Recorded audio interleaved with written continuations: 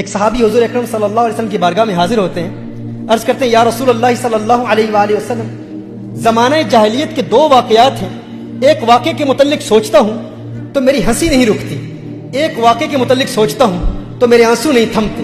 حضور اکرم صلی اللہ علیہ وسلم نے ارشاد فرمایا وہ کون سے واقعات ہیں؟ وہ عرض کرتا ہے کہ یا رسول اللہ صلی اللہ علیہ وسلم، زمانہ جاہلیت میں ایک مرتبہ میں ایک سفر پر جا رہا تھا، ایک بت تھا جس کی میں پوجا کرتا تھا، اس کو اپنا معبود سمجھتا تھا، پتھر کا بنایا ہوا بت میں اپنے ساتھ لے کے گیا، لیکن اس کا وزن اتنا زیادہ تھا کہ میں نے سوچا کہ کہیں اپنے ہی معبود کے وزن کے نیچے دب کے مر نہ جاؤں، تو میں نے سوچا کہ میں ایک اور معبود تیار کر لیتا ہوں۔ کہا کہ میں نے آٹے کا ایک معبود بنایا، کیونکہ آٹے کا وزن کم ہوتا ہے، کہا میں نے آٹے کا ایک معبود بنایا، ایک بت بنایا، باطل معبود بنایا کہ میں اس کو ساتھ لے جاؤں گا اور اس کی پوجا کرتا رہوں گا۔ کہا میں اس کو اپنے ساتھ لے کر گیا، رستے میں اس کی پوجا کرتا، اس کی عبادت کرتا علیہ باللہ۔ کہا لیکن ایک وقت آیا کہ زیادہ راہ جو میرے پاس کھانے کا سارا سامان تھا وہ ختم ہو گیا۔ کچھ وقت کے لیے تو میں نے بہت برداشت کیا، پھر میں نے اسی آٹے پر پانی ڈالا، اسی کو گوندا، گوندنے کے بعد پھر میں نے روٹی تیار کی، تو میں نے کہا ہے میرے خدا اگر آج کام نہیں آئے گا تو پتہ نہیں پھر کب کام آئے گا، میں نے اسی کو کھا لیا۔ کہا یا رسول اللہ صلی اللہ علیہ وسلم، جب میں اپنے اس باطل معبود کے متعلق سوچتا ہوں تو میری ہنسی نہیں رکتی، اور ایک ایسا واقعہ ہے، ایک ایسا دردناک واقعہ ہے، جب اس کے متعلق سوچتا ہوں تو میرے آنسو نہیں تھمتے۔ میرے آقا صلی اللہ علیہ وسلم نے ارشاد فرمایا وہ کیا واقعہ ہے؟ کہا یا رسول اللہ صلی اللہ علیہ وسلم، ایک وقت ایسا تھا کہ میں اپنے گھر سے سفر کے لیے روانہ ہوا۔ جب میں سفر کے لیے روانہ ہوا تو میری زوجہ حاملہ تھی، میری زوجہ امید سے تھی۔ ایک عرصے کے لیے میں اپنے گھر سے باہر رہا اور میں نے ایک مدت گھر سے باہر گزاری۔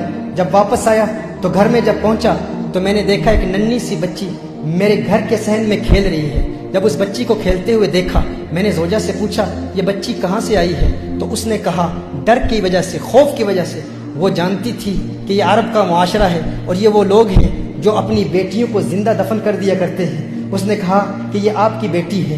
اس نے کہا مجھے بہت غصہ آیا، لیکن وہ بیٹی بھاگتی ہوئی صحن میں میرے پاس آئی اور یا ابا کہہ کے مجھے پکارا، ہے میرے پیارے والد کہہ کے پکارا اور مجھے سینے سے لگا لیا۔ کہا اس وقت تو مجھے بہت پیار آیا، بہت محبت میرے دل میں پیدا ہوئی اور میں نے بیٹی کو زندہ دفن کرنے کا ارادہ ترک کر دیا کہ میں اب اسے زندہ دفن نہیں کروں گا۔ لیکن وقت گزرتا گیا، میرا لگاؤ اور میرا پیار میری بیٹی سے رفتہ رفتہ بڑھتا چلا گیا، میری محبت، میری چاہت، میری رغبت میری بیٹی سے رفتہ رفتہ بڑھتی چلی گئی۔ کہا کہ ایک وقت ایسا بھی آیا کہ وہ بلوغت کی عمر کے بہت قریب پہنچ چکی تھی۔ کہا لیکن اس وقت معاشرے کے بڑے بڑے عرب لوگ، ان کا دبدبہ اتنا تھا، وہ سویلائزیشن ہی ایسی تھی۔ ایک وقت ایسا آیا کہ میرا ظلم اپنی انتہا تک پہنچ گیا اور میں نے فیصلہ کیا وہ میری چہیتی بیٹی، وہ لاڈلی بیٹی جو بڑے پیار سے مجھے والد صاحب کہہ کے پکارا کرتی تھی، میں نے اپنی زوجہ کو کہا کہ اس کو فوراً تیار کر لے، اس کو نئے کپڑے پہنا، اس کی کنگھی کر اور اسے نہلا کر تیار کر کے اسے بتا کہ میں اسے فلاں رشتہ دار اور فلاں قبیلے میں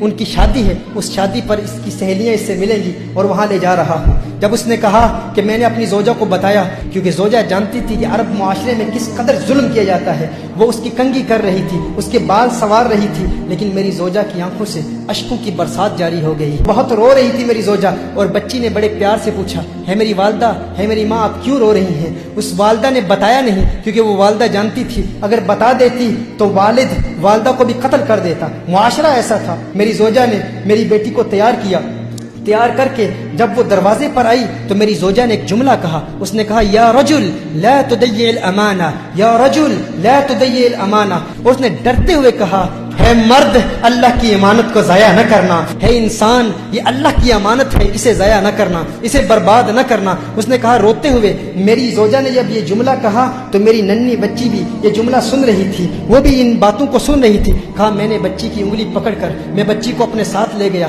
ایک صحرا میں لے گیا۔ بچی پوچھ رہی ہے، اب یہ 3 احادیث، 3 مختلف روایات کا نچوڑ آپ کی بارگاہ میں پیش کر رہا ہوں۔ وہ کہتا ہے میری بچی بار بار پوچھتی ہے میرے والد صاحب جس قبیلے میں آپ مجھے لے جانے والے تھے یہ رستہ اس قبیلے کو تو نہیں جاتا، آپ مجھے کہاں لے جا رہے ہیں؟ ایک روایت میں آیا کہ اس بچی نے کہا، اس نے کہا کہ میں نے بچی کو اٹھا لیا، بچی تھک گئی، تھوڑی دیر کے بعد وہ بچی خود کہتی ہے والد صاحب آپ تھکاوٹ تو محسوس نہیں کر رہے، آپ تھک تو نہیں گئے؟ کہا میں نے اپنی بچی سے کہا میں نہیں تھکا۔ بچی نے کہا نہیں آپ تھک گئے ہیں، اب میں آپ کے ساتھ چلوں گی۔ انگلی پکڑ کر اس بیٹی کو وہ والد اپنے ساتھ اس صحرا میں لے گئے۔ اب جب اس نے دیکھا کہ میں نے گڑھا کھودنا شروع کر دیا، میں نے وہاں پر ایک گڑھا کھودا تو بچی کہہ رہی ہے میرے بابا جان یہ گڑھا क्यों खोद रहे हैं? एक रिवायत में आता है कि जब बच्ची ने देखा कि वालिद साहब का पसीना निकल रहा है तो वो बच्ची खुद अपने कपड़ों से वालिद साहब का पसीना पोंछ रही है कि मेरे वालिद को तकलीफ ना हो। जब वालिद की तकलीफ देखी तो वो बच्ची भाग कर आती है और खुद गड़ा खोदने में मदद कर रही है। कहा लेकिन मेरा दिल पथरा चुका था, मैं पत्थर दिल हो चुका था और ज़माने का, मुआशरे का रौब और दबदबा और फिक्र इस कदर लाहिक थी कि मैंने अपने बच्ची को उठा के उस गड्ढे में फेंक दिया। जब बच्ची को गड्ढे में फेंका तो रेत मैंने बच्ची पर डालना शुरू कर दी। एक रिवायत में आता है कि बच्ची ने वालिद का हाथ पकड़ लिया, कहा है मेरे वालिद क्या आज तू मुझ पर वही जुल्म करेगा जो अरब लोग अपनी बच्चियों पर करते हैं? कि आज वही जुल्म करेगा? मेरी एक इल्तिजा है, मेरी एक तमन्ना है मेरे वालिद साहब, एक आरजू है। आज तू मुझे मार रहा है लेकिन मेरी एक ख्वाहिश है, मेरी वालदा को न बताना कि तूने मुझे कत्ल किया था, कहना कि उसी कबीले के लोगों में अपनी बेटी को छोड़ आया। एक वक्त ऐसा भी आया कि मेरी दाढ़ी पर उस रेत का गुबार मेरी दाढ़ी पर था, बच्ची अपने हाथों से अपने वालिद की दाढ़ी भी साफ कर रही थी, उसको अपने वालिद की दाढ़ी पर जो गुबार था वो अच्छा नहीं लगता था। कहा लेकिन मेरा जुल्म अपनी इंतहा तक पहुंच चुका था। और आखिरी जुमला उस बच्ची ने कहा है मेरे वालिद आपको याद है जब मैं घर से बाहर निकली थी तो माँ ने क्या कहा था? या रजुल ला तदय्य अल अमाना, अल्लाह की अमानत को ज़ाया न करना।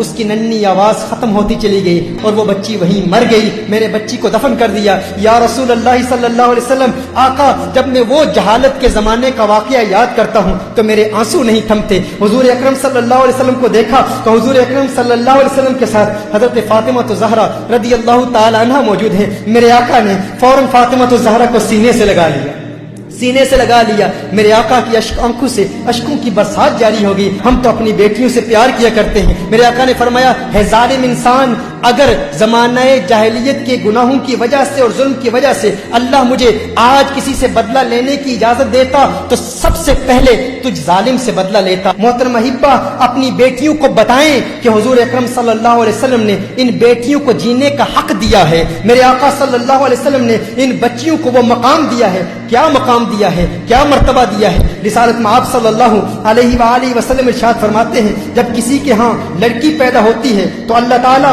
उसके घर फरिश्तों को भेजता है। आज आप देखें आपके घर बेटी पैदा हो जाती है, आप परेशान हो जाते हैं। दो बेटियां पैदा हो जाती हैं, आप परेशान हो जाते हैं क्योंकि बेटों पर हम फख्र करते हैं। मेरे आका सल्लल्लाहु अलैहि वसल्लम इरशाद फरमाते हैं जब अल्लाह ताला किसी को बेटी अता करता है, लड़की अता करता है तो उसके घर फरिश्तों को भेजता है। फरिश्ते आकर कहते हैं है घर वालों तुम पर सलामती हो। फिर फरिश्ते अपने पर बिछा देते हैं, अपने परों के साए में उस बच्ची को ले लेते हैं और अपने हाथ उस बच्ची के सर पर फेरते हैं और फिर फरिश्ते कहते हैं कि ये नातवा कमजोर जान है, जो इस नातवा कमजोर की परवरिश करेगा कयामत तक अल्लाह की मदद उसके शामिल हाल रहेगी। मेरे आका सल्लल्लाहु अलैहि वसल्लम ने इरशाद फरमाया बेटियों को बुरा मत कहा करो। तुम देखते नहीं मैं मोहम्मद अरबी भी बेटियों वाला हूँ, तुम देखते नहीं मैं भी बेटियों वाला हूँ। बेशक बेटियां तो बहुत मोहब्बत करने वाली, गमगुसार और बहुत ज्यादा मेहरबानी करने वाली होती हैं। एक हदीस में मेरे आका सल्लल्लाहु अलैहि वसल्लम ने इरशाद फरमाया जिस शख्स पर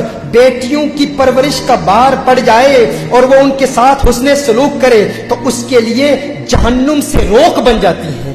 बेटियां उसे जहन्नुम में दाखिल नहीं होने देती। ये बेटियों का मकाम है। किसने दिया? मेरे आका सल्लल्लाहु अलैहि वसल्लम ने दिया। हजरत अनस रज़ी अल्लाह ताला अन्हु रिवायत फरमाते हैं नबी करीम सल्लल्लाहु अलैहि वसल्लम ने इरशाद फरमाया जो शख्स दो लड़कियों की परवरिश करता है, जो शख्स दो लड़कियों की परवरिश करता है यहां तक कि वो बालिग हो जाएं तो मेरे आका ने इरशाद फरमाया जन्नत में मेरे साथ वो यूं होगा जैसे ये दो उंगलियां मिली हुई हैं। अगर जन्नत में आका की सोहबत, आका की खिदमत में रहना चाहते हो, आका के करीब रहना चाहते हो तो बेटियों की परवरिश करो। शारहीन फरमाते हैं हुजूर ने दो लड़कियां फरमाया, दो बेटियां नहीं। यानी अगर कोई दो बेटियों की परवरिश करे या दो बहनों की परवरिश करे और शरीयत मुताहरा के मुताबिक करे और वो उनकी आंखों के सामने बालिग हो जाए, उनके हुकूक अदा करे तो जन्नत में वो हुजूर अकरम सल्लल्लाहु अलैहि वसल्लम के साथ होगा। ये मकाम मेरे आका सल्लल्लाहु अलैहि वसल्लम ने औरत को दिया।